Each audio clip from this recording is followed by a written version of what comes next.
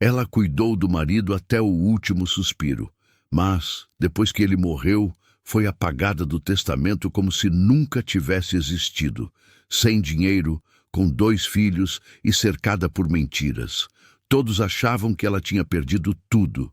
Se você está vendo esta história, com certeza não é por acaso, e talvez você não me veja mais. Então, comente de qual cidade você me assiste e se inscreve no canal para me dar uma força. Eu aprendi cedo que o amor de mulher do campo não cabe em palavra bonita, cabe em gesto, em acordar antes do sol, em engolir o choro para não assustar os filhos, em ficar de pé quando tudo dentro da gente pede para sentar no chão e não levantar mais. Foi assim que eu amei Eduardo durante 23 anos. E foi assim que eu o perdi. Ele começou a emagrecer num outubro sem chuva. Eu notei antes de qualquer médico, antes de qualquer exame, porque quando você dorme ao lado de um homem por mais de 2 décadas, você conhece o peso do corpo dele melhor do que o seu próprio. Conhece o cheiro da pele dele pela manhã, o barulho que a respiração dele faz quando ele está dormindo de verdade, sem fingimento. E quando aquela respiração mudou, eu soube. Não falei nada para ele naquela primeira noite. Fiquei deitada no escuro, olhando para o teto de madeira da nossa casa em Santa Luzia do Norte, aquele teto que a gente tinha pintado de branco juntos no 2º ano de casamento, que já tinha manchas de umidade, que tinha uma rachadura no canto que Eduardo sempre dizia que ia consertar e nunca consertou. Fiquei olhando para aquele teto e senti, no fundo do estômago, que alguma coisa tinha mudado de lugar no mundo, que o equilíbrio tinha saído do eixo, que ia custar para voltar, se voltasse. Câncer no pâncreas. Estágio 3. O médico falou a palavra no consultório de Montes Claros como quem anuncia o tempo. Seco, direto, sem desviar o olhar, o que eu achei que era crueldade na hora, mas depois entendi que era o único jeito que ele sabia de ser honesto. Eduardo ficou quieto. Eu também. A gente saiu do consultório na tarde de uma quinta-feira e foi sentar num banco de praça, ali pertinho, debaixo de uma mangueira, e Eduardo pegou minha mão sem falar nada. A mão dele ainda era grande. Ainda tinha aquele calo no polegar direito de tanto trabalhar na lavoura quando era mais novo. Eu conhecia aquela mão de cor. Tinha lavado aquela mão. Tinha segurado aquela mão no parto dos 3 filhos. Tinha beijado aquela mão quando ele dormia e não sabia. A gente ficou ali um tempo que eu não sei dizer quanto. Depois ele disse baixinho, quase para si mesmo: "Helena, me desculpa", e eu não perguntei pelo quê. Porque eu já sabia que quando o homem bom pede desculpa sem motivo, é porque ele está pedindo desculpa por tudo que ainda não aconteceu, por tudo que vai deixar para trás, por tudo que ele não vai poder carregar. Eu apertei a mão dele. Não falei nada, porque não tinha palavra para aquele momento. Só tinha o peso daquela mão na minha, o barulho do trânsito da rua lá do lado, o cheiro de mato e de escapamento misturado, o sol descendo devagar atrás dos prédios, e a certeza, quieta e pesada como pedra no rio, de que a minha vida tinha acabado de dividir em antes e depois. Os meses que se seguiram foram os mais longos da minha vida. Não por causa da dor. A dor eu aprendi a acomodar. Mulher aprende isso. Aprende a abrir um gavetão dentro do peito, enfiar a dor lá dentro, fechar a chave e tocar o dia. A dor não some, mas ela fica guardada. Ela espera. O que foi longo foi o esticamento do tempo. As noites que não acabavam. As manhãs que chegavam sem trazer nada diferente. Só mais um dia de remédio, de soro, de curativo, de hospital com cheiro de álcool e de espera. Eu aprendi o horário de cada enfermeira do corredor. Aprendi que a cama de Eduardo rendia menos quando virava para a esquerda. Aprendi que ele dormia mais fácil quando eu ficava com a mão no ombro dele, quieta, sem falar nada. Só o peso da minha mão dizendo: "Eu tô aqui, pode ir se quiser, mas eu tô aqui." Os filhos ajudavam no que podiam. Marcos, o mais velho, tinha 21 anos e trabalhava numa oficina em Januária. Vinha todo fim de semana sem falta, dormia no sofá da sala, tentava ajudar sem saber muito bem como. Carla, a do meio, 18 anos, tinha acabado de entrar no técnico de enfermagem. O destino sendo irônico com a gente, daquele jeito que o destino às vezes é. E a pequena, Isabela, 15 anos, que era cópia do pai no rosto e no jeito de franzir o senho quando pensava fundo. A gente formava um círculo ao redor de Eduardo, um círculo de proteção e de amor e de medo mal engolido. Os cunhados apareceram quando Eduardo piorou, Augusto e Leandro. Os irmãos mais novos dele nunca tinham sido próximos. Eduardo era o mais velho, tinha saído de casa cedo, construído a vida longe da família, e a relação com os irmãos era daquelas que existe mais no papel do que na prática. Natal, aniversário de vez em quando, ligação rara. Nada de briga aberta, mas nada de calor também. Quando apareceram, eu não desconfiei. Deus me perdoe, mas não desconfiei. Vi como irmãos querendo se despedir. Vi como família chegando tarde, mas chegando. Augusto trazia frutas, ficava conversando com Eduardo sobre causos antigos, ria daquele jeito alto que Eduardo dizia que irritava desde criança, mas que ali parecia confortante. Leandro ficava mais quieto, mas ajudava, levava carro, ia à farmácia, assinava papéis que o hospital pedia quando eu estava ocupada demais para ir até o andar de baixo. Assinava papéis, isso eu deixei para depois de entender. Eduardo foi numa madrugada de março, fazia calor daquele que prende a respiração. Aquele calor de sertão que parece que o ar ficou mais pesado, mais denso, que entrar nele é como entrar dentro d'água. A janela do quarto do hospital estava aberta e mesmo assim não entrava vento nenhum. Só o barulho longe de um cachorro latindo, uma moto passando, o mundo lá fora seguindo sem saber. Eu estava de mão na dele, como sempre. A respiração foi ficando mais espaçada, mais longa entre uma e outra. E eu ficava contando, feito criança contando raio e trovão, tentando medir a distância entre ele e o que vinha depois. E quando o espaço ficou longo demais, quando o peito dele não subiu mais, eu não gritei. Não soluçou imediato, não desabei. Isso vem depois, isso vem quando você está sozinha, isso vem quando você abre a gaveta e acha a meia dele. Isso vem num almoço qualquer quando você serve 2 pratos por hábito antes de lembrar. Na hora, eu só fiquei parada, com a mão na mão dele, que ainda estava quente, e falei, baixinho, para ele que não me ouvia mais. Pode ir, Eduardo. Tá tudo bem, pode ir. O enterro foi numa tarde de sol inclemente.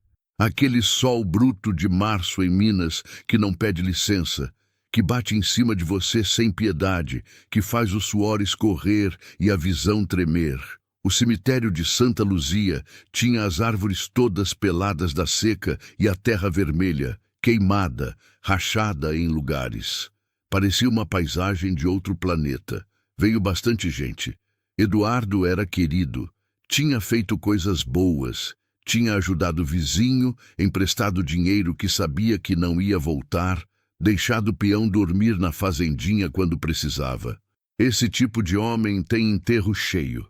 Eu fiquei de pé o tempo todo, com os filhos do lado, com a mão de Isabela apertada na minha, e os olhos secos, que é quando a dor é grande demais. Ela seca o choro antes de sair.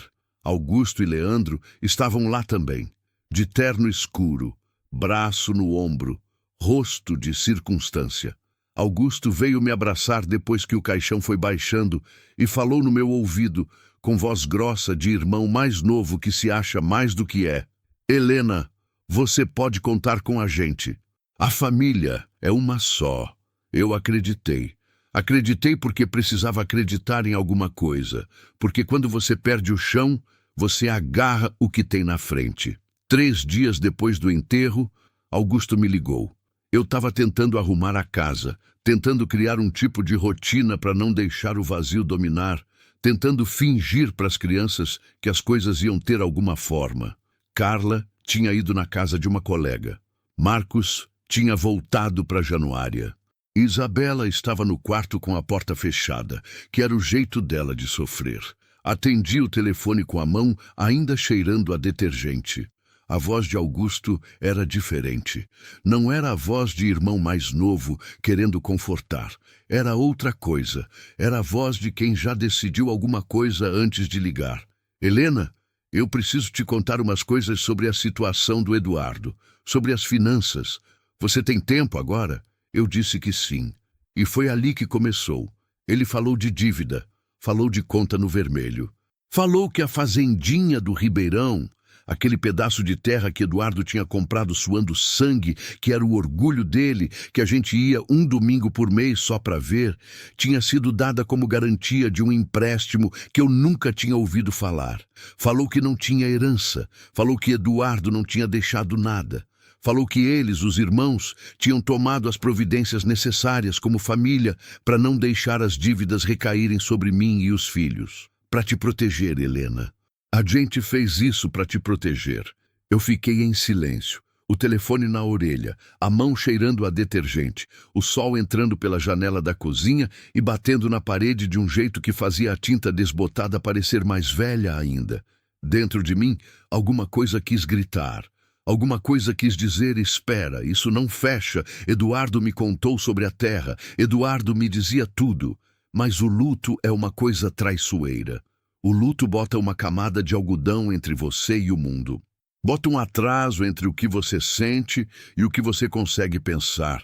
E eu estava dentro desse algodão, naqueles 3 dias tão fundo que não conseguia ver direito a distância das coisas. E então eu disse, tá bom, Augusto. Eu entendi e desliguei. E fui até o tanque do quintal, me segurei na borda de cimento e olhei para a água parada ali dentro, com uma folha de jamelão boiando no meio. E chorei. Não de dor daquela vez, de algo que eu ainda não sabia nomear, que levaria meses para eu entender, que era o pressentimento de que alguma coisa estava muito, muito errada. Mas isso veio depois. Primeiro vieram os anos difíceis. Primeiro, veio a sobrevivência. Existe um tipo de pobreza que não é só de dinheiro. É a pobreza de não entender o que aconteceu com você, de olhar para trás e não conseguir enxergar o momento exato em que o chão cedeu, de ficar procurando a rachadura, o aviso, o sinal que você devia ter visto e não viu, e não encontrar, porque quem te destruiu foi cuidadoso, foi paciente. Foi gente que te conhecia bem o suficiente para saber onde você era mais fraca. Essa é a pobreza que mais machuca. Não a fome, não o frio, não a conta que não fecha, é a vergonha de ter acreditado. Nos primeiros meses depois do enterro, eu funcionei no automático. Tem uma coisa que a mulher do campo aprende desde criança, que ninguém ensina com palavras, que vai passando de mãe para filha no gesto, no exemplo, no modo de acordar cedo mesmo, sem ter motivo claro para isso. É que o dia não espera, o gado não espera, a cerca quebrada não espera, a vida não para porque você está com o coração partido, ela segue na frente, indiferente, e você corre atrás ou fica para trás. Então eu corri. Acordava às 5 da manhã. Varria o quintal com a vassoura de palha antes de fazer o café. Mandava Isabela para a escola. Tentava manter a casa com alguma aparência de ordem, que é a única forma que eu conheço de fingir que tenho controle sobre alguma coisa. De tarde, ia fazer faxina na casa da dona Neuza, que era professora aposentada e morava a 3 quarteirões. Boa mulher, pagava certinho. Fingia não ver quando eu chegava com o olho inchado de ter chorado no caminho. De noite, sentava na mesa da cozinha depois que Isabela dormia. Colocava as contas na frente e tentava entender como esticar o que não tinha comprimento.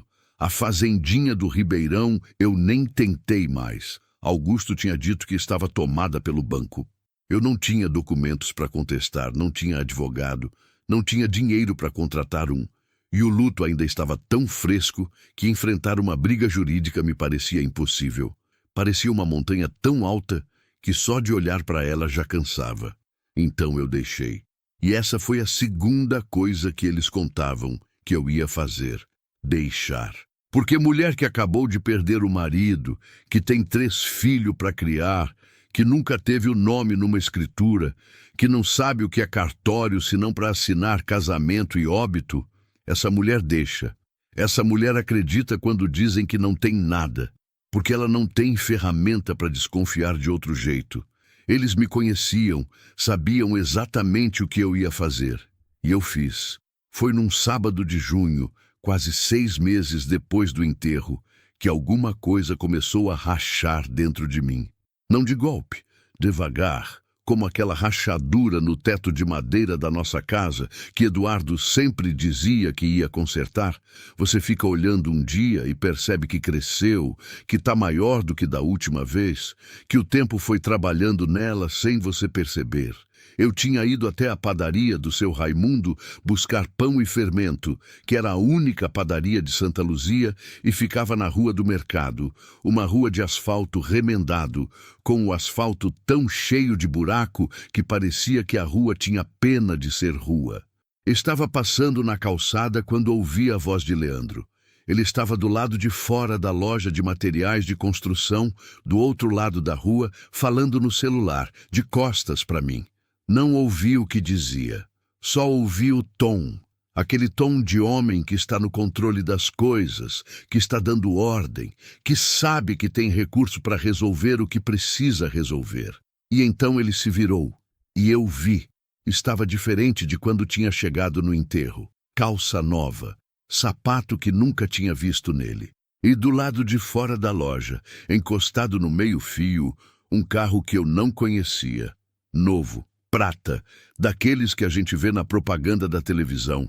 Leandro não me viu. Continuou falando no telefone, gesticulando, indo embora em direção ao carro. Eu fiquei parada na calçada com o pacote de fermento na mão. O sol batia na lataria do carro de um jeito que ofuscava. Aquela luz de junho, seca e branca, sem piedade. Fiz viseira com a mão e fiquei olhando o carro sumir na esquina. E me veio um pensamento que eu tentei afastar, que eu empurrei para dentro, que ficou lá, no fundo, quieto e pontudo como estilhaço de vidro.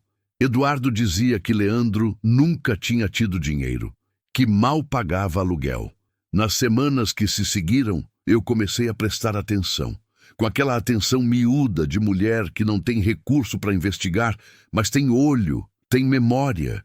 Tem o costume de juntar os pedacinhos que os outros largam sem querer, porque quando você passa a vida inteira prestando atenção no detalhe, no ponto que vai dar na meia, no leite que vai ferver, na febre que vai subir, você desenvolve um tipo de radar silencioso. Augusto tinha comprado casa. Soube pela boca da dona Zélia, vizinha que sabia de tudo e de todo mundo em Santa Luzia, que era o jornal da cidade sem precisar de impressão. Uma casa no bairro Novo, lá perto do açude, com varanda e garagem, reformada, bonita. Augusto, que no enterro do irmão tinha dito que a herança não cobria nem as dívidas. Leandro, eu fui descobrindo aos pedaços, tinha aberto um negócio. Uma distribuidora de bebidas em Januária, cidade vizinha maior, com mais movimento. Tinha funcionário, tinha caminhão. Leandro, que mal pagava aluguel. Eu ficava com esses 2 pedaços na cabeça enquanto lavava o chão da dona Neuza. Ficava com eles enquanto cozinhava arroz e feijão para as crianças. Ficava com eles enquanto contava o troco do mês, tentando ver se dava para pagar a conta de água antes de cair no nome. Não fechava. Não fechava de jeito nenhum. Foi Marcos quem plantou a semente de verdade. Ele tinha vindo passar um fim de semana. Era agosto, o calor tinha dado uma folga e entrava uma brisa pela janela da cozinha que cheirava a terra e a capim molhado de orvalho. A gente estava à mesa depois do jantar. Isabela já tinha ido dormir. Carla estava no quarto estudando, e Marcos ficou olhando para a xícara de café, como quem está escolhendo as palavras. Mãe, o senhor Araújo, lá da oficina, me falou uma coisa. O senhor Araújo era dono da oficina onde Marcos trabalhava em Januária. Homem velho, sisudo, que sabia de tudo o que acontecia na cidade, porque oficina de carro é o mesmo que barbearia. Homem fala enquanto espera. Falou que a distribuidora do tio Leandro tá bem, que ele tá investindo em mais um caminhão. Eu não disse nada, só ouvi. Mãe, Marcos levantou o olho da xícara. O senhor Araújo perguntou se era com o dinheiro do pai, se a herança tinha dado para tanto. O silêncio que entrou na cozinha era daquele tipo que tem peso, que você sente físico, como coisa que pousa no ombro. Eu olhei para o meu filho.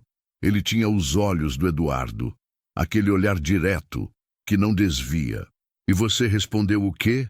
Falei que não tinha herança, que o senhor Araújo devia estar enganado. Pausa. Mas eu não acreditei no que eu mesmo falei, mãe. Eu levantei da mesa. Fui até a pia. Fiquei olhando pela janela para o quintal escuro, onde a goiabeira fazia uma sombra torta no chão de terra batida sob a luz da lua. A brisa que entrava cheirava a capim molhado. Fiquei um tempo assim. Depois eu disse, sem me virar, eu preciso achar os papéis do seu pai. Eduardo guardava documentos numa caixa de sapato dentro do guarda-roupa. Era o arquivo dele. Simples assim. Sem pasta, sem organizador, sem fichário. Uma caixa de sapato da marca Pegada, azul desbotada, que ele tinha desde antes de casar. Dentro, tudo misturado. Nota fiscal de trator comprado em 2009, certidão de nascimento dos filhos, contrato de arrendamento de uma terra que ele tinha trabalhado nos anos 90, cartão de vacinação que não era de nenhum dos filhos. Nunca descobrimos de quem era. Eu tinha pegado essa caixa logo depois do enterro e posto no alto do guarda-roupa, com aquele tipo de cuidado com que a gente trata a coisa que pertenceu a quem partiu. Não tinha coragem de mexer. Parecia que mexer era apagar mais um pedaço dele. Mas naquela noite de agosto, depois que Marcos foi dormir, eu fui até o guarda-roupa. Puxei a caixa, sentei no chão do quarto com ela no colo. E tirei tudo, devagar, espalhando no chão de taco ao meu redor como se fosse montar um quebra-cabeça. Fiquei ali por quase 2 horas, lendo, relendo, juntando, tentando entender coisa que eu nunca tinha precisado entender. Contrato de banco, extrato, declaração. O vocabulário daqueles papéis era de outro mundo. Mas eu fui devagar, palavra por palavra, aquela atenção miúda de sempre. E foi então que eu percebi o que não tinha. Não tinha escritura da fazendinha do Ribeirão. Eduardo tinha comprado aquela terra, eu sabia. Eu estava no cartório com ele no dia, tinha assinado como testemunha, tinha visto a escritura chegar em casa, naquele envelope marrom de cartório, e Eduardo tinha guardado com cuidado e falado, esse aqui é o documento mais importante que a gente tem, Helena. Esse aqui é o futuro dos nossos filhos. Não estava na caixa. Procurei 2 vezes, 3 vezes, não estava.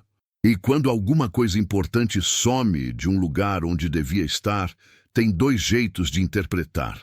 Ou alguém tirou, ou você não procurou direito. Eu procurei de novo. Não estava. Não dormi naquela noite. Fiquei na cama com os olhos no teto. Aquele teto de madeira com a rachadura no canto que Eduardo nunca consertou. E fui juntando os pedaços. A voz de Augusto no telefone. 3 dias depois do enterro. Tomamos providências, Helena, para te proteger. Leandro assinando papéis no hospital, enquanto eu estava no andar de cima cuidando do Eduardo. Assinando papéis. Que papéis? O hospital pede assinatura de familiar em várias coisas. Eu sabia. Mas havia outras coisas que se assinava. Havia procuração. Havia autorização. Havia documentos que um irmão podia assinar se o paciente estava debilitado e a esposa estava ocupada e o cartório ficava no andar de baixo e ninguém prestava muita atenção. Eu fechei os olhos e senti, pela primeira vez desde o enterro, não tristeza, raiva, uma raiva quieta, funda, que não era o tipo de raiva que grita e quebra coisa. Era o tipo que assenta, que fica, que vai esquentando devagar como brasa que você cobre de cinza, que parece que apagou, mas não apagou, que está só esperando o vento para chamejar de novo. Na manhã seguinte, antes de Isabela acordar, eu fiz uma coisa que nunca tinha feito na vida. Fui até o armário da cozinha. Peguei o caderninho de anotar compra que eu usava para controlar o mercado.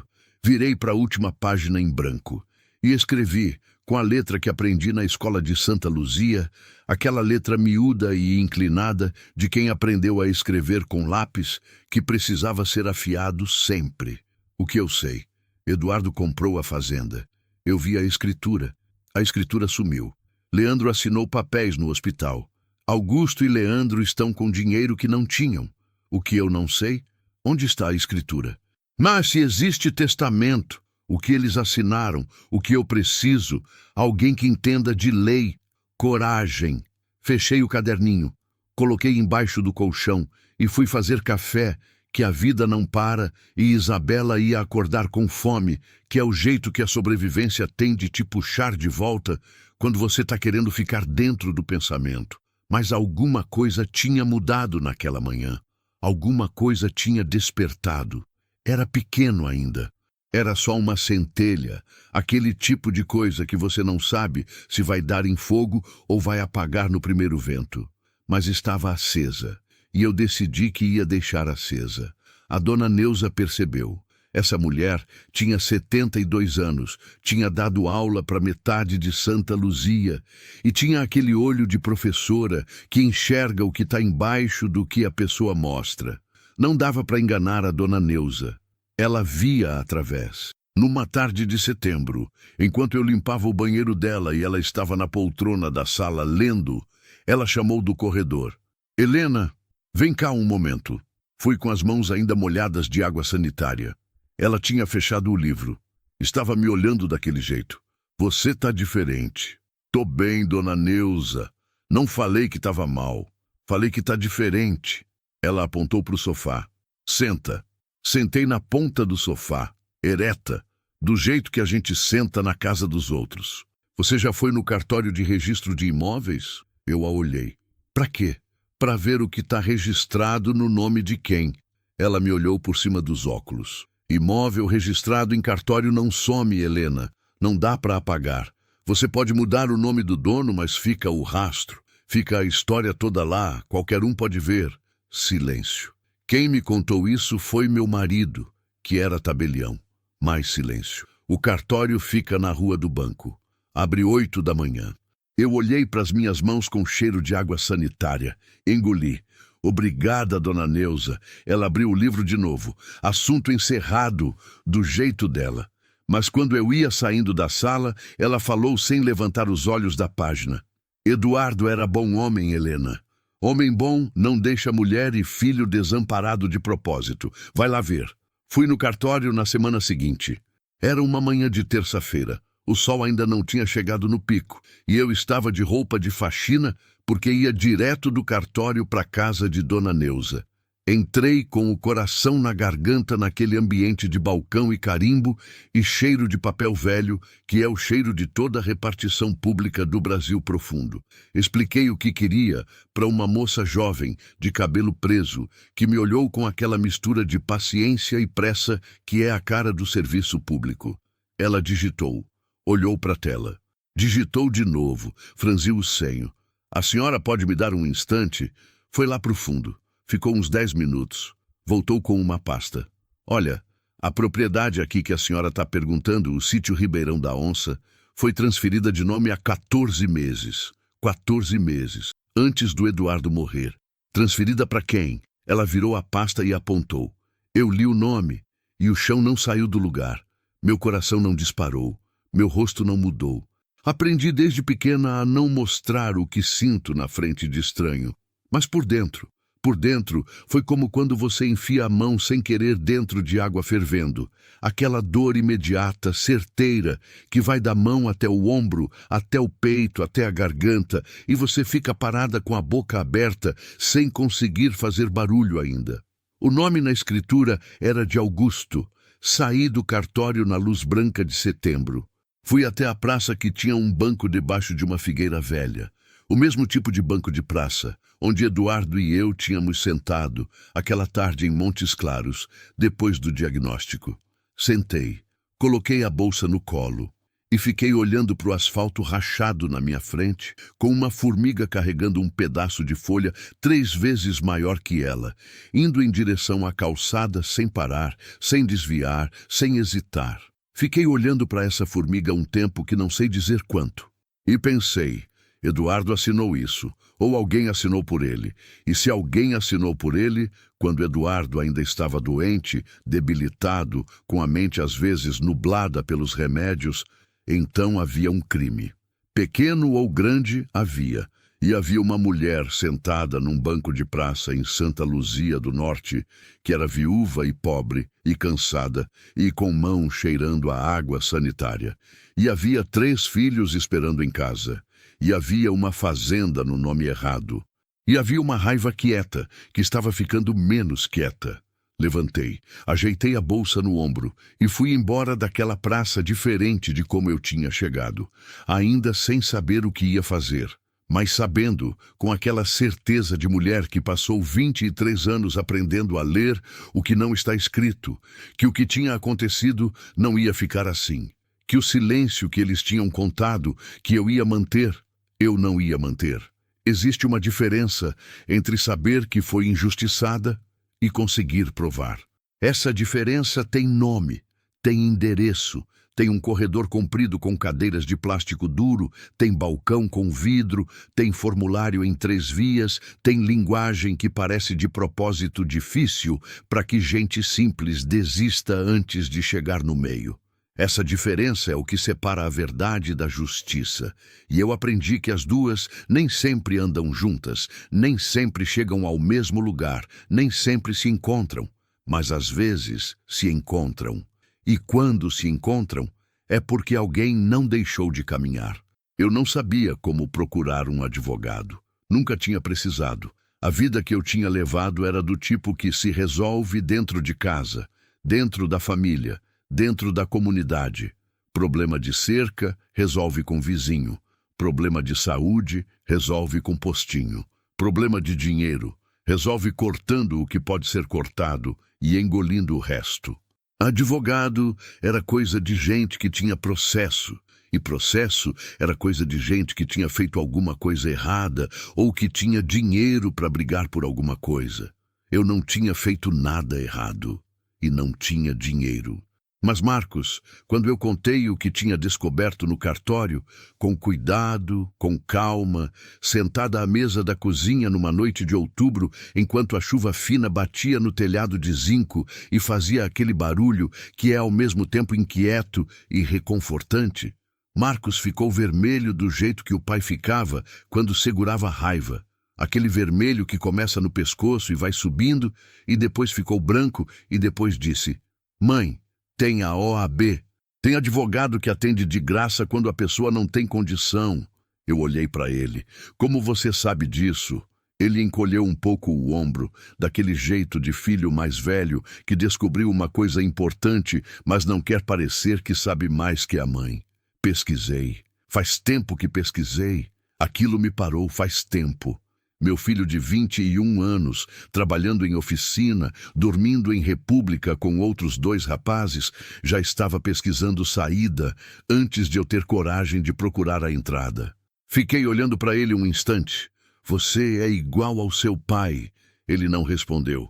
Só desviou o olho para a janela, para a chuva, e eu vi o queixo tremer 1 segundo antes de ele firmar.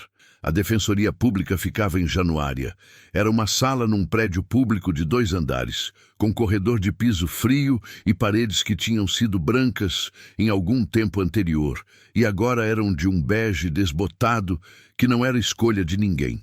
Era só o que acontece com tinta quando o tempo passa e ninguém renova. Tinha um cartaz na parede sobre direito da mulher.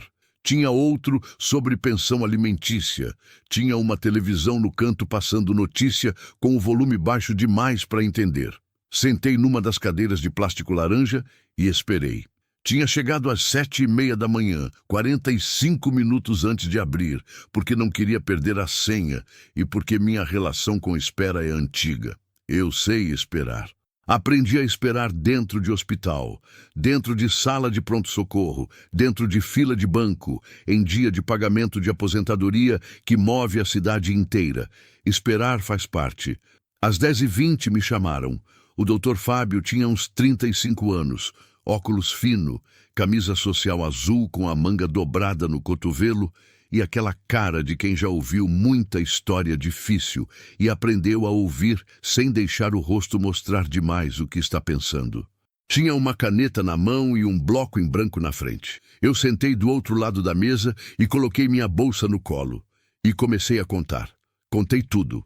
do diagnóstico ao enterro, da ligação do Augusto ao cartório, da escritura no nome errado ao documento que tinha sumido da caixa de sapato. Contei com aquela calma de quem ensaiou, porque eu tinha ensaiado mentalmente nas noites sem dormir, porque eu sabia que quando chegasse aqui eu não podia gaguejar, não podia chorar, não podia soar como mulher que está com raiva e quer vingança. Precisava soar como mulher que sabe o que aconteceu e quer justiça, que são duas coisas completamente diferentes na linguagem de tribunal. O Dr. Fábio ouviu sem interromper, só anotava. De vez em quando erguia o olho para mim, brevemente, e voltava para o bloco. Quando eu terminei, houve um silêncio de alguns segundos. Ele olhou para o que tinha anotado.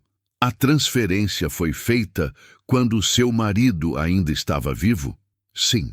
E o Sr. Eduardo estava com capacidade cognitiva preservada nessa época? Pausa. Pensei.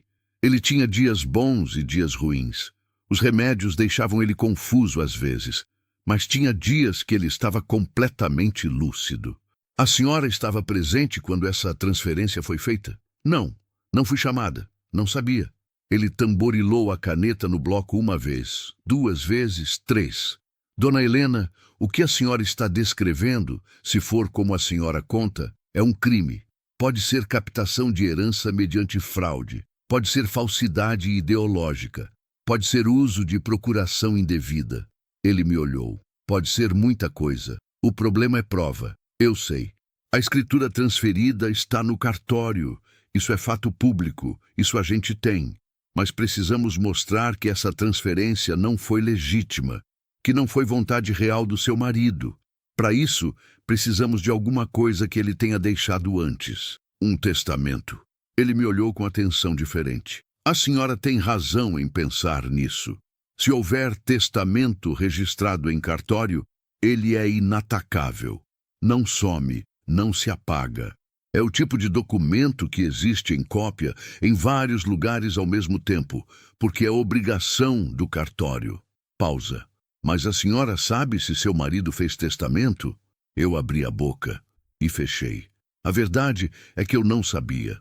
Eduardo nunca tinha falado em testamento, nunca tinha mencionado. Mas Eduardo também era do tipo que protegia, que não contava problema até ter solução, que não mencionava preocupação até ter encaminhamento, que não levantava assunto difícil a não ser que fosse necessário. Era o jeito dele, o jeito de homem que carregava sozinho o peso que achava que não precisava dividir. Será que ele tinha pensado nisso? Será que, sabendo que ia morrer, tinha feito alguma coisa para nos proteger e simplesmente não chegou a me contar? Não sei, eu disse. Mas eu não sei dizer que não existe. O Dr. Fábio anotou. Então, o primeiro passo é pesquisar. Testamento público fica registrado no colégio notarial. A gente consulta pelo nome. Se existir, aparece. Ele fechou o bloco. Me olhou.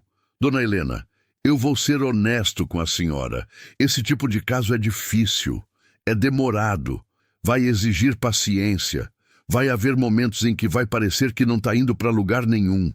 E a outra parte, se tiver recursos, vai contratar advogado particular e vai tentar complicar o máximo possível. Eu ouvi tudo isso sem piscar. Mas também vou ser honesto no seguinte: o que a senhora me contou não tem cara de mentira. Tem cara de coisa que acontece. E se aconteceu como a senhora diz, deixaram rastro. Sempre deixam. Ele pegou o bloco de novo. Ninguém é perfeito o suficiente para não deixar rastro. Saí da defensoria com um papel de protocolo na bolsa e uma mistura dentro do peito que eu não sei bem descrever. Não era alegria. Era cedo para isso. Não era esperança, que é palavra grande demais para momento pequeno assim. Era mais como quando você está perdida no mato e para de andar em círculo e encontra a trilha. Você não chegou a lugar nenhum ainda, mas você encontrou o caminho. E existe uma diferença entre estar perdida sem trilha e estar longe com trilha. A segunda você aguenta mais. Nos meses que se seguiram, o Dr. Fábio foi puxando os fios. Eu fui aprendendo o vocabulário novo: inventário, partilha, ação de anulação de ato jurídico, uso capião, fraude, a legítima. Palavras que tinham sido de outro mundo e foram virando paisagem familiar, do mesmo jeito que a gente aprende o nome das ervas do mato quando precisa delas para curar alguma coisa.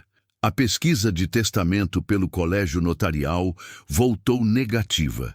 Não tinha testamento público registrado em nome de Eduardo.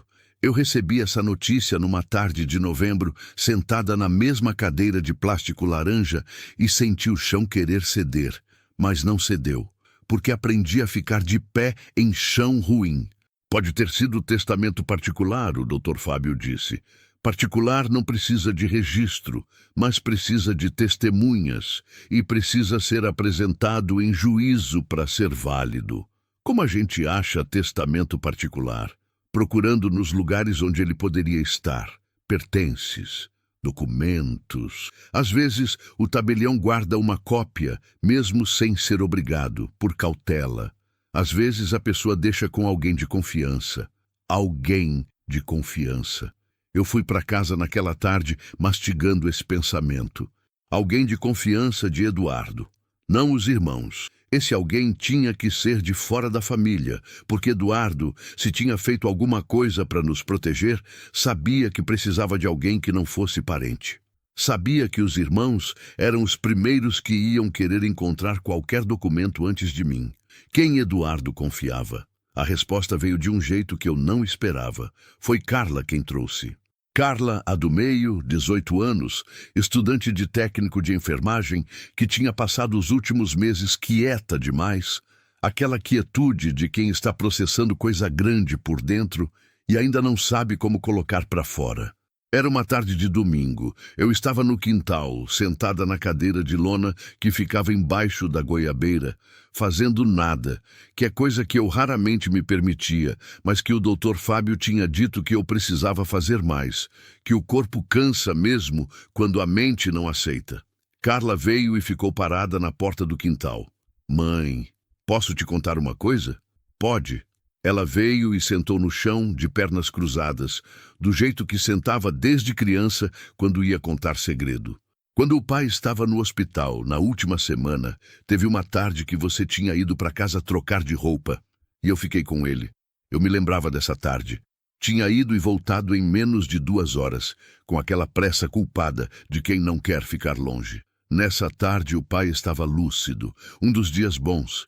Ele ficou acordado um tempão conversando comigo. Ela parou, engoliu. Me contou histórias da infância, de quando era menino. Me falou de você, de como vocês se conheceram, de quando eu nasci.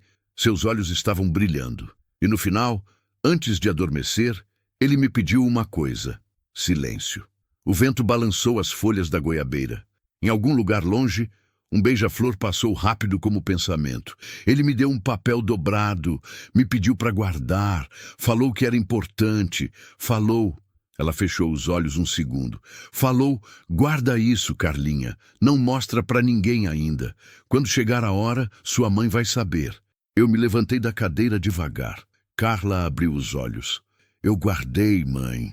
Fiquei com tanto medo de fazer errado que não falei. Fiquei esperando saber qual era a hora certa. Mas eu acho que a hora é agora. O papel estava dentro do livro de anatomia de Carla. Dobrado em 4, amarelado nas dobras, com a letra de Eduardo. Aquela letra grande e levemente torta de homem que não foi muito à escola, mas que escrevia com cuidado quando o assunto era sério. Eu abri na mesa da cozinha, com as mãos que não tremeram porque eu não deixei. Era uma 1,5 páginas, escrita à mão, datada de 2 meses antes de Eduardo morrer. Começava assim: eu, Eduardo Henrique Souza Lacerda, em plena consciência e por livre e espontânea vontade declaro que... E seguia. Seguia com o nome de cada filho, com a descrição da fazendinha do Ribeirão, com o número da matrícula, com os limites da terra, com uma conta bancária que eu não conhecia, aberta 6 meses antes, no nome dos filhos, com a declaração explícita de que qualquer transferência de bens feita após o diagnóstico sem a presença e assinatura de Helena Maria Souza Lacerda deveria ser considerada nula.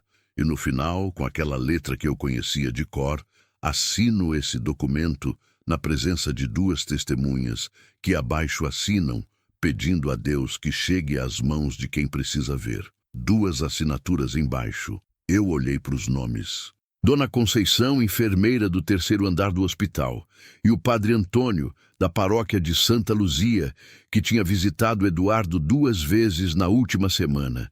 Eduardo tinha pensado em tudo. Nos últimos dias dele, com a energia que lhe restava, com a lucidez que os dias bons davam, ele tinha providenciado, tinha escrito, tinha assinado com testemunha, tinha entregado para minha filha e pedido que guardasse.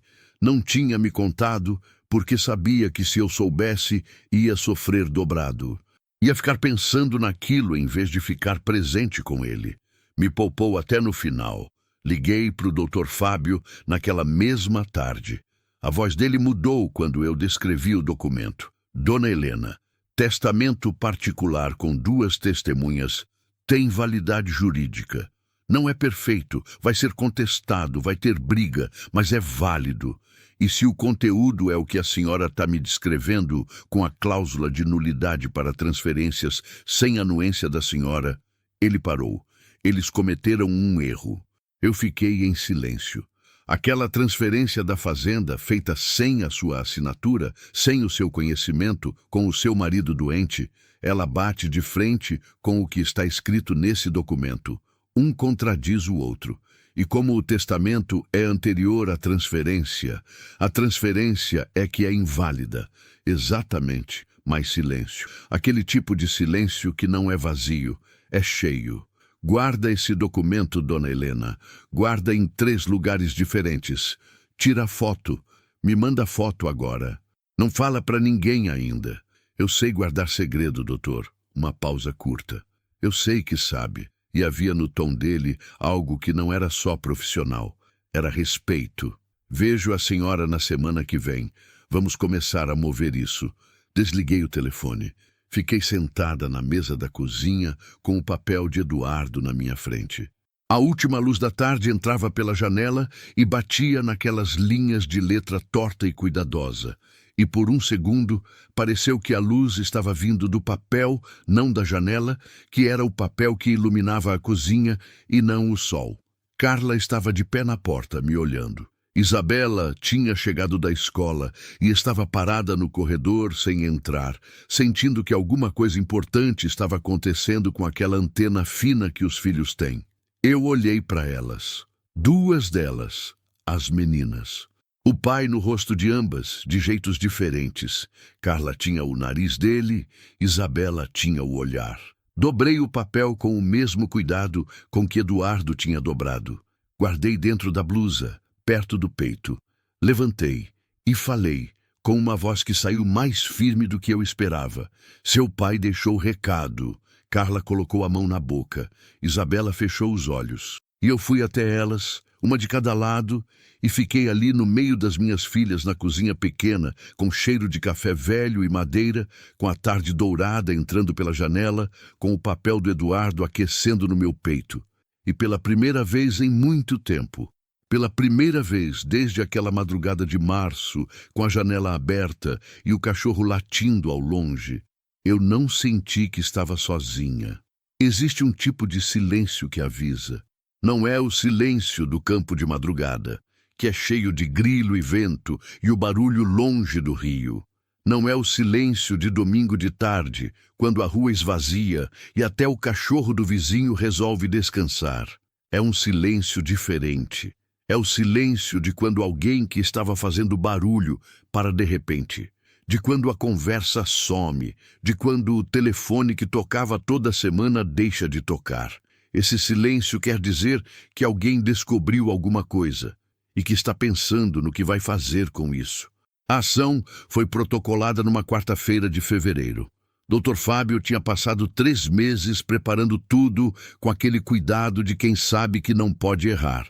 Cada documento numerado, cada prova catalogada, o testamento de Eduardo autenticado em cartório com as assinaturas da Dona Conceição e do Padre Antônio, confirmadas pessoalmente. Tinha ido até o hospital falar com a enfermeira, que se lembrava de Eduardo, com aquela ternura de quem cuida de gente e não esquece os que partem com dignidade.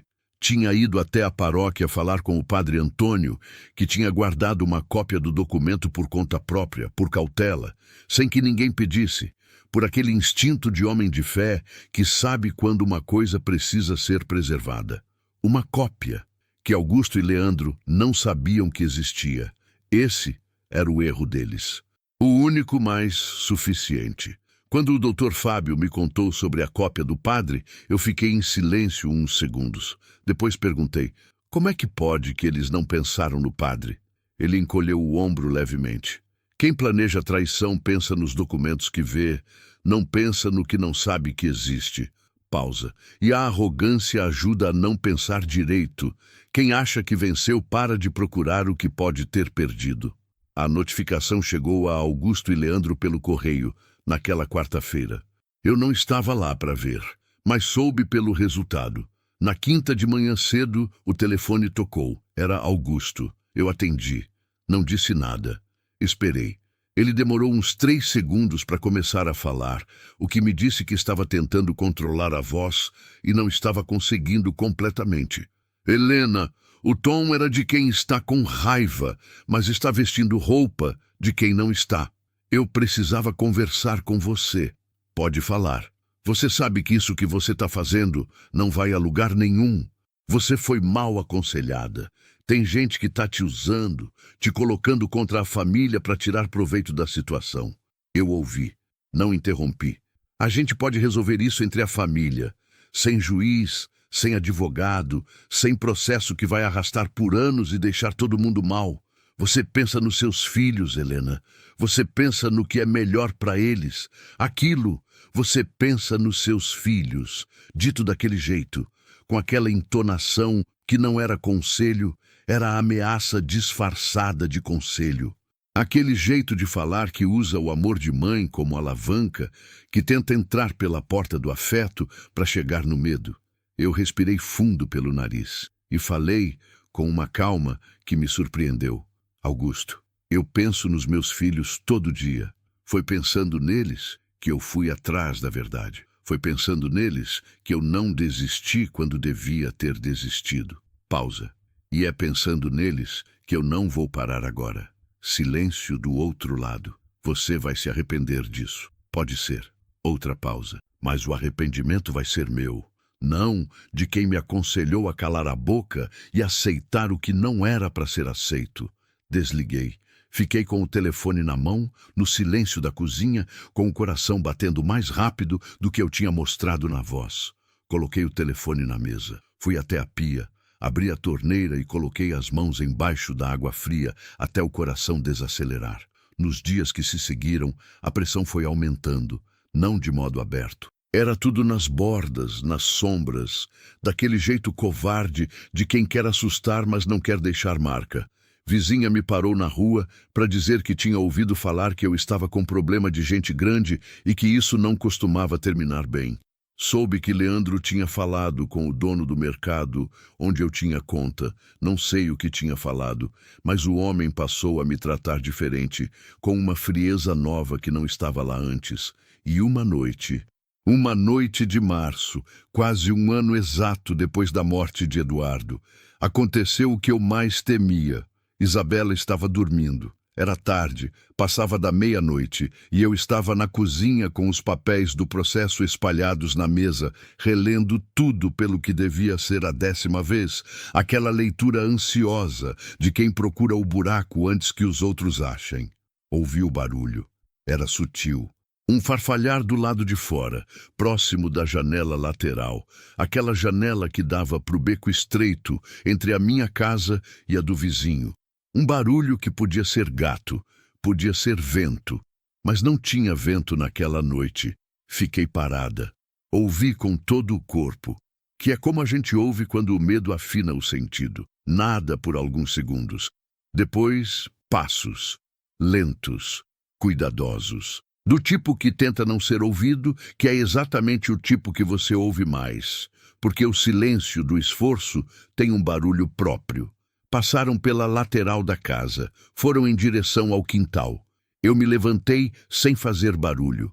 Meu coração estava na garganta, batendo daquele jeito que sobe até os ouvidos e que você sente como pulsação atrás dos olhos. Fui até o corredor, devagar, de meia em meia passada, parando a cada passo para ouvir. O baralho parou. Quintal quieto. Fiquei no corredor por um tempo que me pareceu longo e provavelmente foi de 2 minutos. Depois fui até o quarto de Isabela. Abri a porta.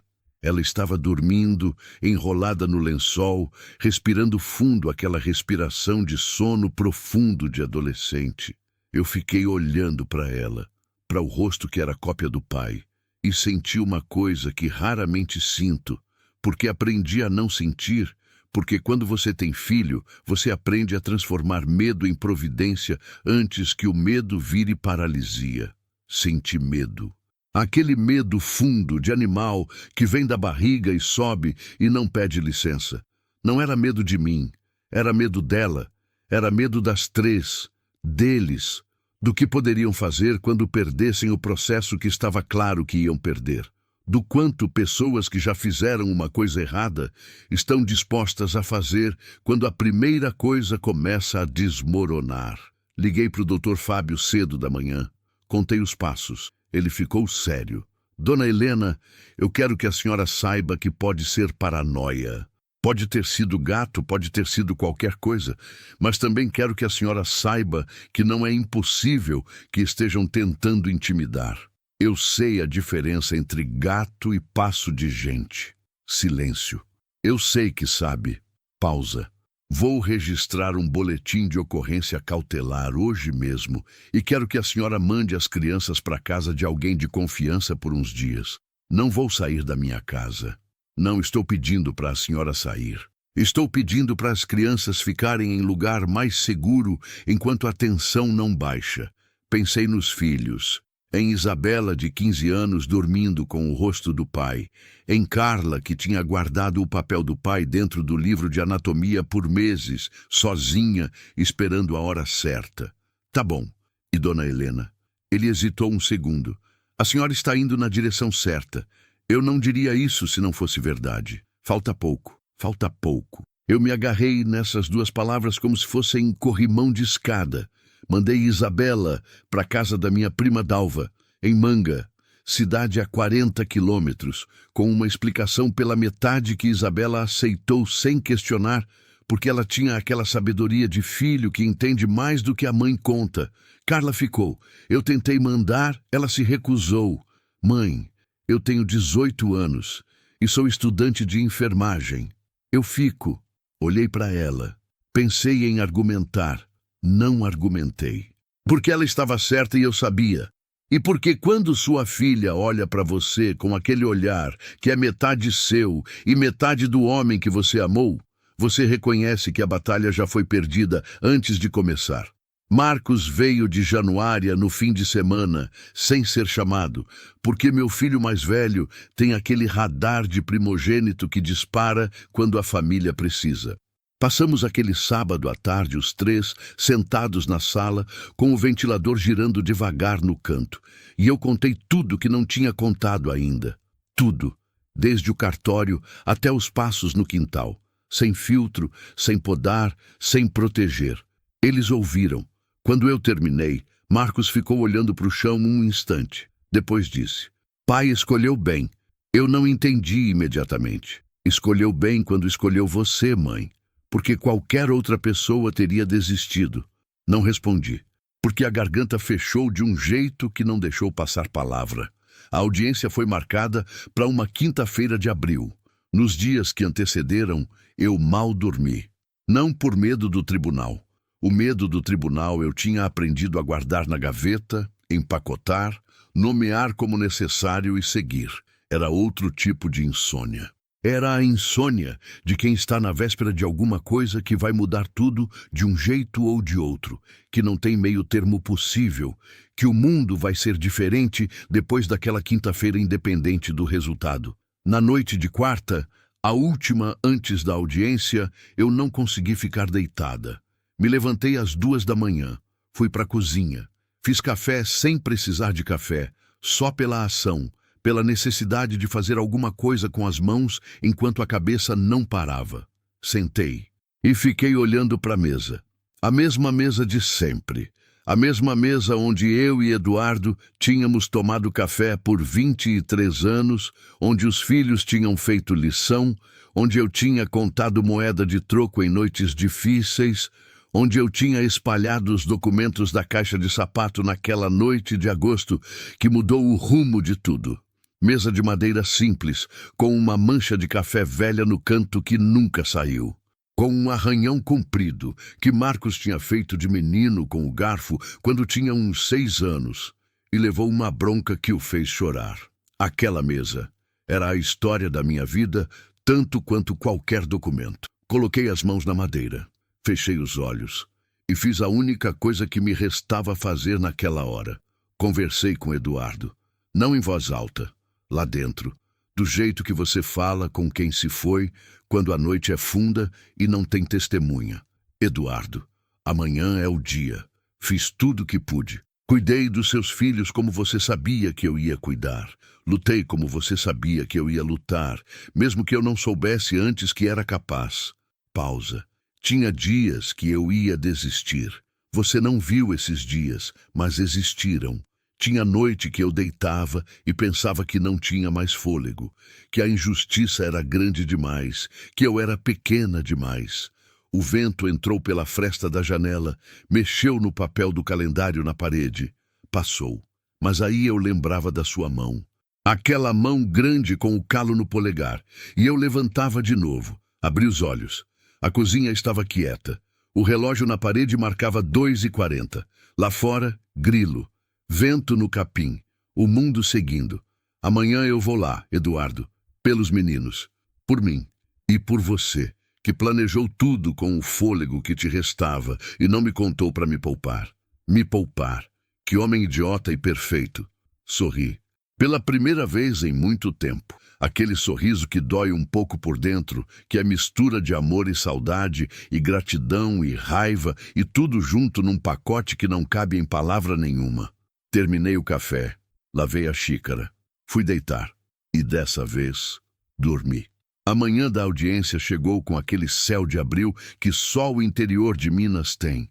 Um azul profundo, quase violeta nas bordas, com nuvem branca parada que não prometia chuva, mas enfeitava. Havia uma brisa fresca, que é raridade naquela época do ano, e quando eu abri a janela do quarto, a primeira coisa que entrou foi cheiro de terra molhada de orvalho e de café que Carla já estava fazendo na cozinha. Me vesti com cuidado. A blusa azul escura que Eduardo dizia que combinava com meu olho. Penteei o cabelo. Me olhei no espelho do guarda-roupa. Aquele espelho com a moldura de madeira que a gente tinha comprado juntos numa feira de Januária, que estava com uma lasca no canto inferior direito que nunca foi consertada. Me olhei por um bom tempo. Vi uma mulher de 46 anos, com marcas que a vida deixa, com olho que já chorou muito e que aprendeu também a enxergar mais longe por isso. Não vi fraqueza, não vi vítima. Vi alguém que foi derrubada e levantou, que foi enganada e descobriu, que foi silenciada e achou a voz. Fechei o guarda-roupa. Peguei a bolsa, fui tomar café com minha filha. No caminho para o fórum, passamos pela Praça da Figueira. Aquela praça onde eu tinha sentado depois do cartório, quando tinha lido o nome de Augusto na escritura e o chão tinha querido ceder. Aquele banco embaixo da figueira velha, com o asfalto remendado em volta e a formiga carregando a folha. Eu olhei para a praça enquanto o carro do Dr. Fábio passava. E pensei na formiga. Sem parar, sem desviar, sem hesitar. O Fórum de Januária era um prédio de 2 andares, branco, com o brasão do município na fachada e uma escada de mármore gasto na entrada. Chegamos às 8h20. A audiência era às 9h. Augusto e Leandro já estavam lá. Eu os vi do corredor, sentados do lado de fora da sala, com seus advogados. 2 homens de terno, pastas na mão, aquela aparência de quem foi contratado para complicar o que é simples. Augusto me viu. Por um segundo, os olhos dele encontraram os meus. Eu não desviei. Ele desviou primeiro, e naquele desvio miúdo, Naquele segundo em que ele não aguentou meu olhar, eu soube. Soube antes de entrar na sala. Soube antes de qualquer palavra ser dita por qualquer juiz. Soube com aquela certeza de mulher que passou a vida inteira aprendendo a ler o que não está escrito, que a verdade é mais pesada que a mentira, e que chegou a hora dela. Tem coisa que a gente passa a vida inteira esperando sem saber que está esperando. Não é o tipo de espera que você conhece. Não é a espera do ônibus, da consulta, da chuva que não vem. É uma espera mais funda, que fica embaixo de tudo, quieta, debaixo do trabalho e do luto e da sobrevivência, debaixo das noites sem dormir e das manhãs que chegam sem pedir permissão. É a espera de um momento que você não sabe nomear até ele chegar. E quando chega, você reconhece. Do mesmo jeito que você reconhece o cheiro da chuva antes de ela cair, não é visível ainda, mas você sabe, está no ar, está vindo. Aquela manhã de abril tinha esse cheiro. A sala de audiência era menor do que eu esperava. Não era como nos filmes, com aquele salão grande, solene e todo mundo olhando.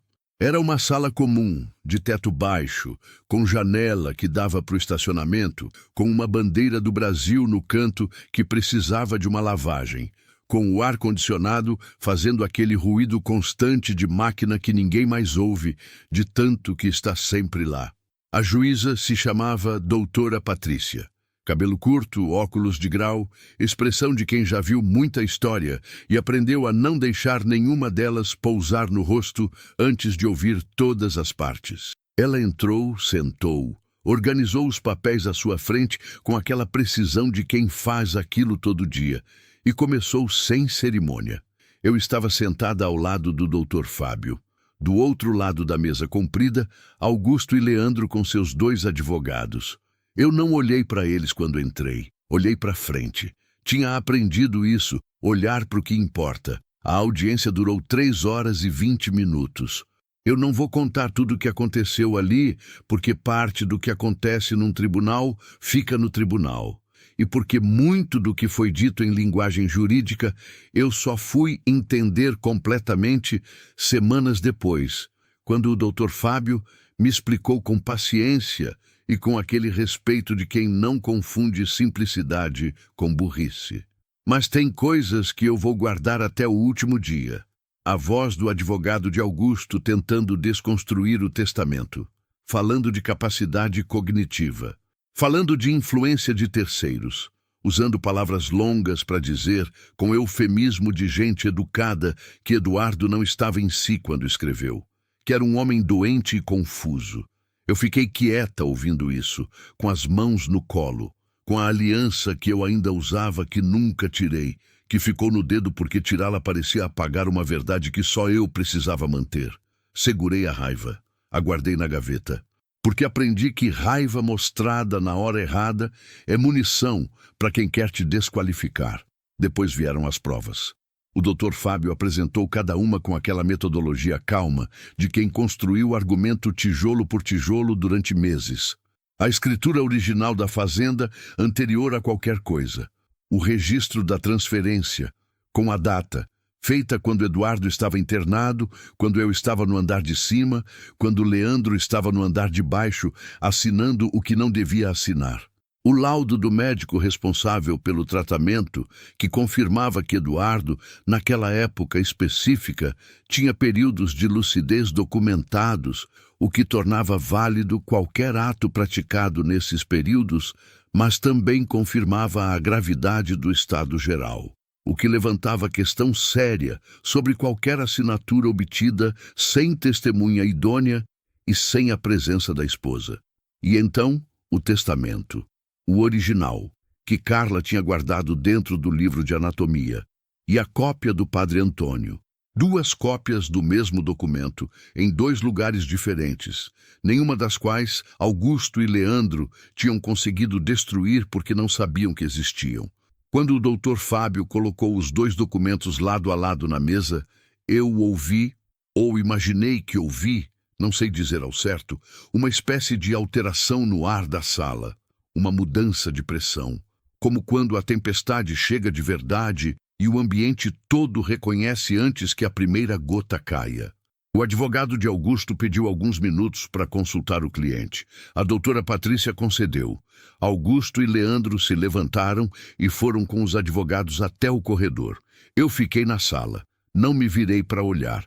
O doutor Fábio se inclinou levemente na minha direção e falou quase sem voz. Tá indo bem. Eu não respondi. Só pisquei. Quando voltaram, algo tinha mudado nos ombros de Augusto. É a coisa mais difícil de descrever e a mais real que aconteceu naquela sala. Não foi nenhuma palavra. Foi a postura. Foi aquele arqueamento lento dos ombros de homem que estava sustentando um peso que ficou grande demais, que dobrou sem querer, que o corpo entregou antes que a boca concordasse. O advogado deles pediu a palavra e disse que gostariam de propor acordo. Eu poderia ter dito sim imediatamente. Uma parte de mim queria, a parte cansada, que carregou aquilo por mais de 2 anos, que queria só terminar, que queria poder dormir sem os papéis na cabeça, que queria poder olhar para o futuro sem aquela sombra no caminho. Mas olhei para o doutor Fábio. Ele me olhou de volta. E eu soube, sem ele precisar falar, que não era hora de acordo, que o que eu tinha na mão era mais forte do que eles estavam deixando parecer ao propor acordo. Que quando o outro lado pede acordo é porque sabe que vai perder, e que o acordo que eles iam propor ia ser o mínimo possível, calculado para me calar pelo menor preço. Balancei a cabeça levemente. O doutor Fábio se virou e disse que a parte autora não tinha interesse em acordo naquele momento e que gostaríamos de prosseguir com a audiência. O advogado de Augusto olhou para mim, pela primeira e única vez naquela manhã, me olhou de frente. E eu entendi, naquele olhar de advogado experiente que já viu muita coisa e sabe reconhecer quando a batalha virou, que ele sabia, que todos na sala sabiam. A sentença não veio naquele dia. Veio 42 dias depois, numa tarde de junho, por e-mail, que o doutor Fábio me ligou assim que recebeu. Eu estava no quintal quando o telefone tocou. Estava regando o pé de manjericão que Carla tinha plantado numa lata de tinta velha, que tinha virado o jardim improvisado da janela da cozinha. O sol estava quente, mas havia sombra debaixo da goiabeira e eu estava nessa sombra, com o regador na mão, com os pés descalços na terra batida. Dona Helena, a voz do doutor Fábio. Eu parei de regar. A sentença saiu favorável. Integralmente. O regador ficou parado no ar. A transferência da fazenda foi declarada nula. O testamento foi reconhecido válido. A partilha vai seguir o que Eduardo determinou. Os bens, a conta, tudo. Uma pausa. Eles vão recorrer, provavelmente. Mas a tendência do caso, com as provas que temos, é se manter. A senhora ganhou, dona Helena.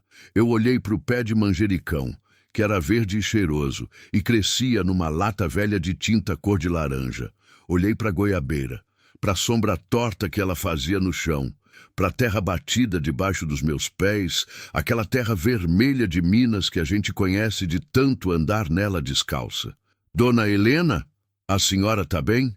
Tô, voz firme, mas a mão que segurava o telefone estava tremendo. Aquele tremor fino, quase invisível, que vem não do medo, mas do contrário do medo. Da hora em que a tensão que você sustentou por tanto tempo finalmente tem licença para sair. Obrigada, doutor Fábio. Foi a senhora, dona Helena. Eu só carreguei as pedras. Quem construiu foi você. Desliguei, fiquei de pé no quintal, por um tempo que não sei dizer quanto, com o regador na mão, com os pés na terra, com o sol de junho batendo de lado e fazendo a sombra da goiabeira ficar comprida e torta no chão.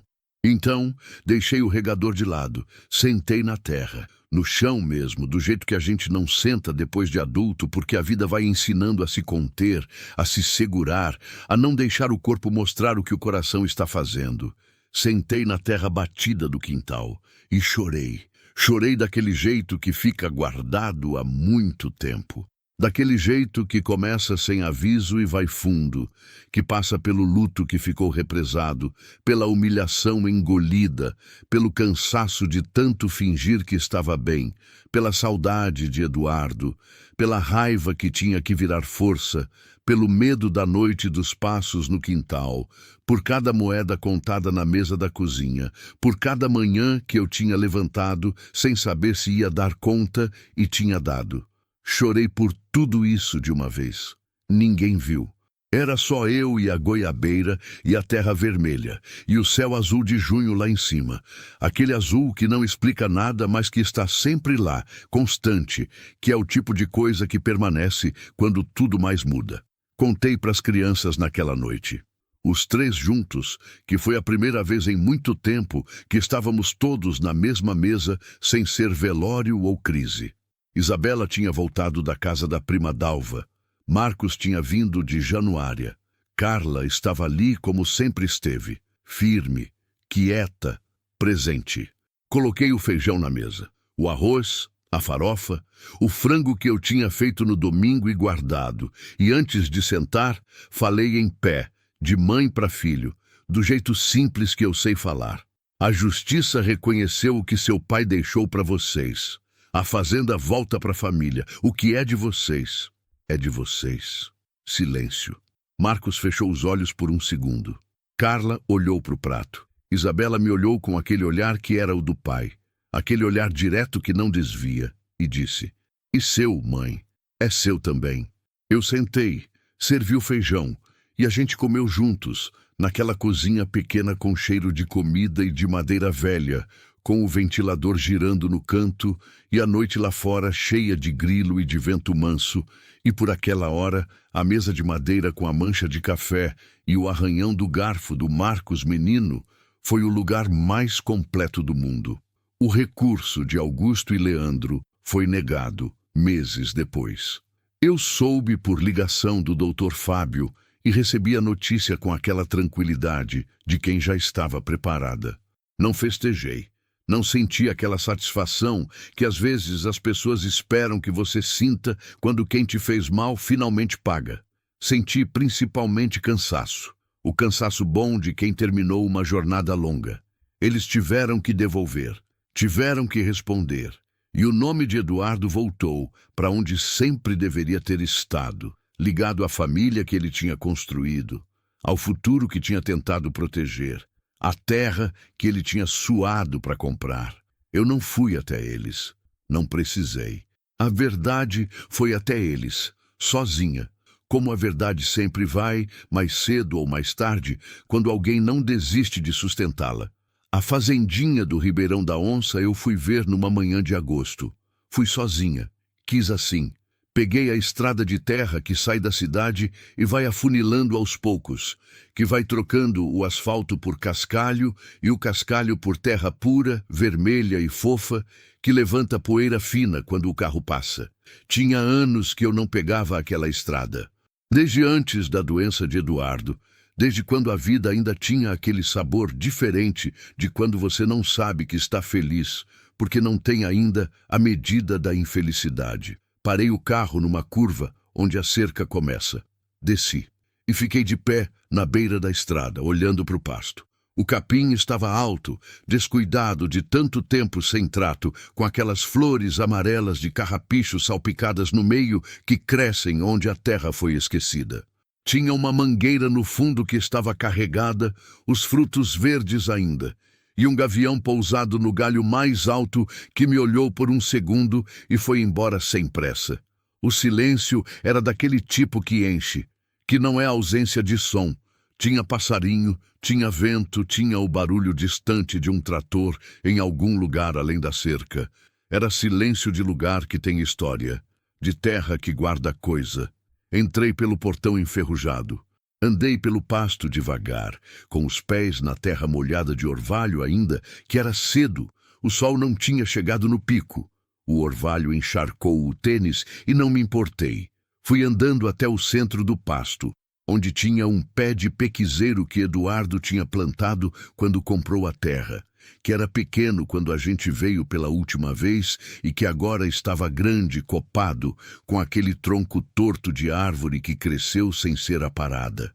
Parei embaixo do pequizeiro. Olhei para o céu pelo vão das folhas. O azul estava lá, aquele mesmo azul constante de sempre. E falei para Eduardo pela última vez, do jeito que a gente fala para quem não está mais, mas que a gente sente, que ainda ouve de algum jeito, que não tem explicação racional, mas que é real do mesmo jeito. Tô aqui, Eduardo. Chegamos. O vento passou pelas folhas do pequizeiro. Não foi resposta, não foi sinal, não foi milagre, foi só vento. Mas foi suficiente. Nos meses que se seguiram, eu comecei a reconstruir de verdade. Não o tipo de reconstrução que aparece rápido, que tem começo e fim e fita de inauguração. O tipo lento, real, que vai acontecendo nas bordas, que você só percebe quando olha para trás e vê a distância que percorreu. Arrumei a fazenda.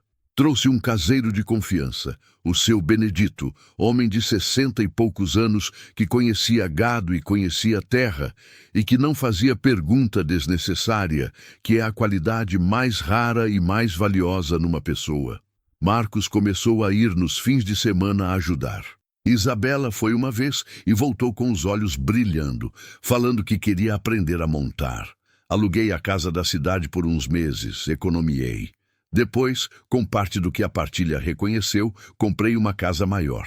Não grande, não ostentosa. Uma casa com quintal de verdade, com espaço para horta, com varanda onde eu pudesse sentar de tarde e tomar café olhando para o mato. Uma casa que era minha, que ninguém podia tirar, com escritura no meu nome. Carla se formou em enfermagem e foi trabalhar no posto de saúde de Santa Luzia. No primeiro dia de trabalho, me mandou foto com o jaleco branco, sorrindo, e eu olhei para aquela foto um tempo longo e pensei em tudo que tinha acontecido para chegar ali, em tudo que poderia ter sido diferente se eu tivesse cedido, se eu tivesse aceitado o silêncio que eles tinham planejado para mim. Isabela entrou no ensino médio com a cabeça cheia de ideia. Quer fazer direito. Disse isso com aquela seriedade de quem já decidiu. E só está avisando, não pedindo opinião. Eu sorri e disse que ia apoiar. Marcos continua na oficina, mas agora fala em abrir a própria. Diz que o pai sempre quis ter negócio da família. O pai sempre quis muita coisa e deixou filhos com garra suficiente para querer também. Um dia, numa tarde de outubro, apareceu na minha porta uma mulher. Não conhecia ela. Era de fora, de uma cidade que eu não lembro o nome, tinha viajado quase 100 quilômetros. Tinha ouvido minha história por intermédio de uma amiga, que é como as histórias de mulher circulam no interior, não no jornal, não na televisão, mas na boca a boca, de varanda em varanda, de telefone em telefone, naquela rede invisível que as mulheres tecem quando precisam se ajudar. Ela tinha perdido o marido há 6 meses. A família do marido estava dizendo que não tinha herança. E ela estava sozinha, com 2 filhos, sem saber o que fazer, sem saber se acreditava, sem saber se tinha força. Ficamos conversando por quase 2 horas na varanda com café. Eu contei tudo, sem glamour, sem heroísmo, sem fazer parecer mais fácil do que foi. Contei o medo, contei os passos no quintal. Contei as noites sem dormir. Contei o momento em que quis desistir e o que me fez não desistir. No final, ela estava com o olho cheio de água, mas não tinha chorado. Estava de costas eretas. Aquela postura de mulher que está decidindo alguma coisa enquanto ouve. Se levantou para ir embora e me disse na porta: eu não sabia se eu era capaz. Agora eu sei.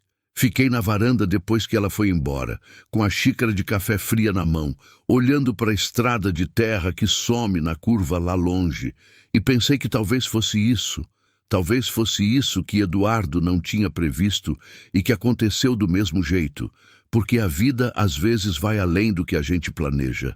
Não era só a fazenda, não era só a herança.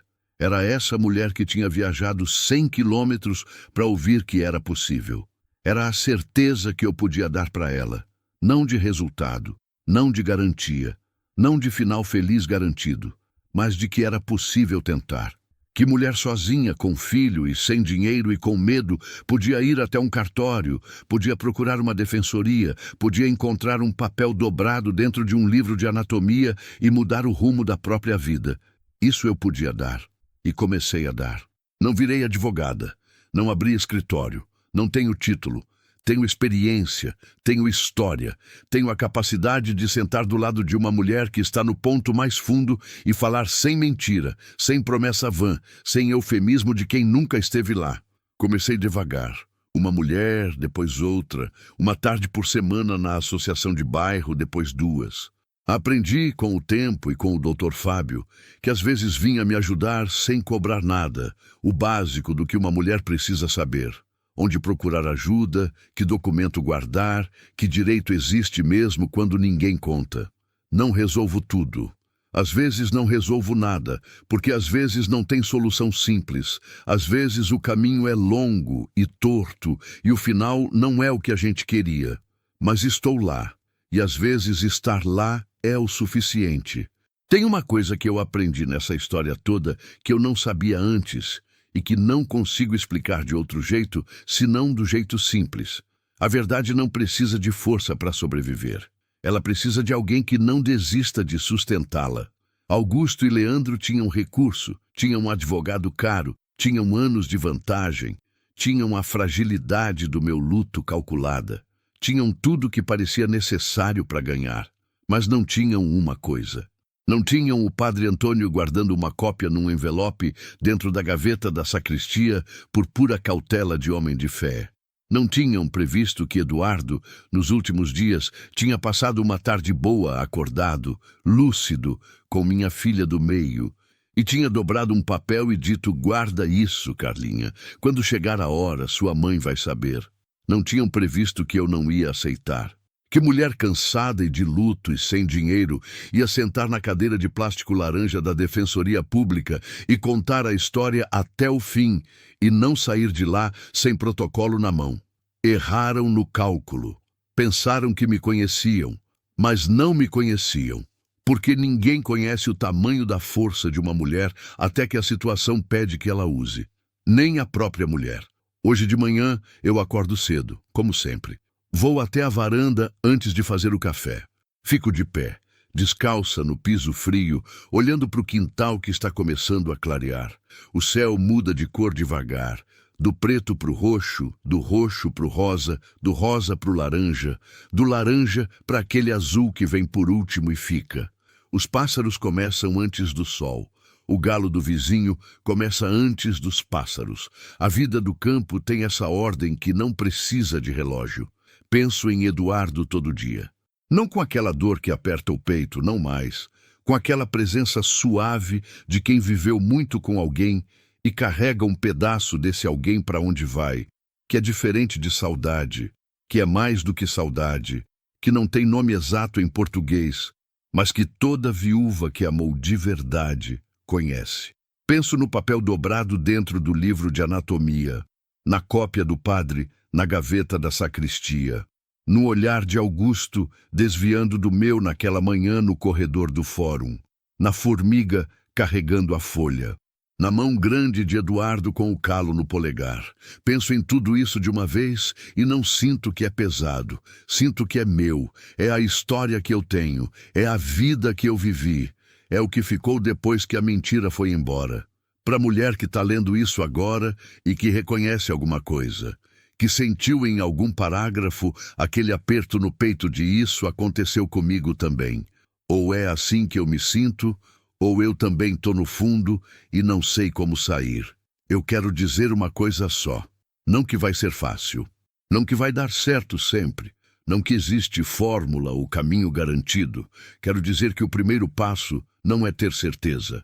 É se levantar da beira da pia, onde você está se segurando.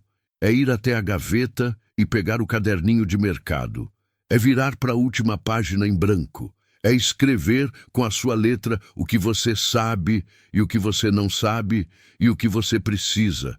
Porque quando você coloca no papel, vira real de um jeito diferente.